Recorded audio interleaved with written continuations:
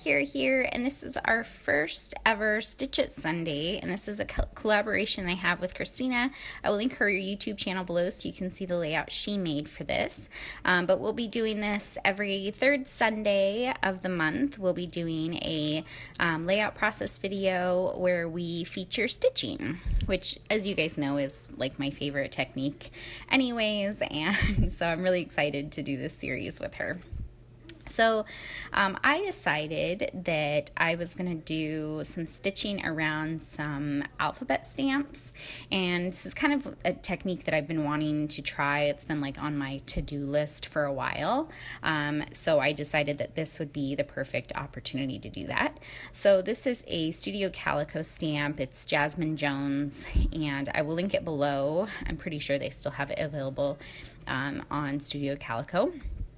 So I'll link it below if you're interested in checking out the stamp set. But I just decided to stamp a quote as my title. So it's going to be Wander Often, Wonder Always. And I am scrapping a picture of, it's both my kids in the picture, but you can't really see Elliot because he's behind Jonathan in the picture. But it's on one of our daily adventures, which is, they're walks. I mean, I've talked about them before. We just go on walks around the apartment complex. But we call them adventures because that's more fun for kids if they think they're going on an adventure. And they just get to, wander around and dig in dirt and play with sticks, and Elliot likes to collect rocks when he's walking, so that's pretty much what we do. So I thought that this quote was kind of perfect for a picture of us on our walks. So I stamped in 3 different colors. I did like a yellow, kind of like this aqua color, and a coral color. I just used a bowl to kind of mark where I wanted to stamp my title. And I just, basically the top row, I went along the line, and then the bottom row, I just followed the top of the letter along the line, and just stamped the quote like that. I didn't go in any particular order with the colors. I just wanted it to look kind of random. And then once I had it stamped and it looked like I wanted it to look, then I'm going to go ahead and poke my holes around every letter so I can do my stitching. I did my stitching in the 3 different colors, so I pulled out some colors I thought would go well with those, and there is my finished product. Pretty, right? I love the way this turned out. So I decided that it was a little white. You know me, I don't really like a stark white background, and I'm not about to do any mixed media on my background and possibly screw up my hand stitching. So I just decided to add a little bit of color over to this side by angling 2 pattern papers on this side. So I just pulled these from my stash. One is like kind of a blue pinstripe. It's like 2 stripes of blue color, I guess. And then I layer on top of that a floral paper from the Dear Lizzie Saturday collection. And I liked it because it's got the aqua, the coral, and the yellow in these floral clusters. So I thought that worked out well. So I just go ahead and kind of angle that on here so you still see a little bit of the blue peeking out, but really not much. I probably didn't have to use a whole paper of the blue. I could have used just little scraps, but it is what it is, and I didn't really know how I wanted it to look until I laid it down, but there it is. And once I've got those adhered down, I decided that it was looking a little flat on the left or the right hand side, so I decided to kind of rough up the edges of the floral paper. Oh, but first I'm going to back my photo.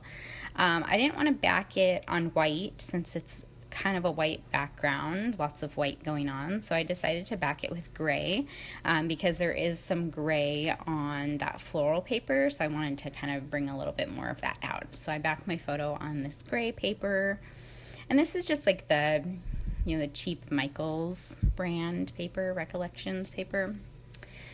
And here I go kind of just roughing up those edges of this paper. And I, tore it a little bit and just, wanted to make it have a little bit more interest instead of just being flat to the paper. I did already pull out some embellishments that I thought I might use for this. I went through all of my ephemera, and I went through like my orange pieces, my yellow pieces, and my green pieces to try and find pieces that would kind of go with this. And that's what I'm playing with now. So I'm just going to kind of fiddle with everything until I get the placement right. That little sweet is from the Wonder collection, and I actually have that digital, so I printed that on my computer. But it's got the perfect color of coral that goes with the coral that I have here. And yeah, it's just a bunch of stuff for my stash, random stuff. The little blue bow, the aqua color, it looked more teal, like towards the teal spectrum when I stamped it, but then when I did the stitching, it somehow turned out looking more blue to me. So that's why I brought in the blues, because I just didn't feel like it was a true aqua or a true teal. It just felt more blue to me, so I wanted to kind of bring in both of those colors so it was represented. So that's where the blue comes in. So I'm going to build a cluster up top. So I've got a little tag, another little piece from the Wonder collection, and then those little flowers or succulents or whatever they are. And then I'm going to build a cluster down here on the bottom. I've got a little like gold heart piece of ephemera, this little hibiscus flower, and then that little piece, a little circular piece is on an adventure. Oh, and the piece up top says adventure. So I wanted to obviously play off of the fact that we are on our adventures for the day. And then I build a cluster just right up next to the photo here. And I'm liking how that's all looking, so I decide that I could probably start adhering everything down. And, oh, no, I gotta have some twine because this is a common theme in my layouts now. I can't seem to do a layout without some twine. So I thought I was gonna go with this mint color, but again, it was too green and not blue enough, I guess. So I decided to use some of my black and white twine, but there's not really a whole lot of black in this layout except for in the pictures, so I needed to bring it into 3 places again, just to kind of do that visual triangle with that black and white. So I put some in both the tags, and then in the bottom I will just staple it on to the back of that little heart piece of ephemera. And I do add some dimension to some of my layers here. So I do do some foam behind the picture. I'll do some foam on the cluster on the bottom and the cluster up the top as well. And yeah, that's pretty much it. I do think I kind of rough up some edges of some of the things too, just to give a little bit more interest as well. But once I get everything adhered down, that will pretty much finish off my layout. Oh, except for I add splatters, of course. So again, it's just a little white for me. It makes me a little antsy having it be this white. So I decided to add some splatters, and I have in like the Tim Holtz Distress Stains. I got a couple of them at Tuesday morning a while ago, and I don't use them very often. But I have a gray color and a coral color, and those are the only colors I have.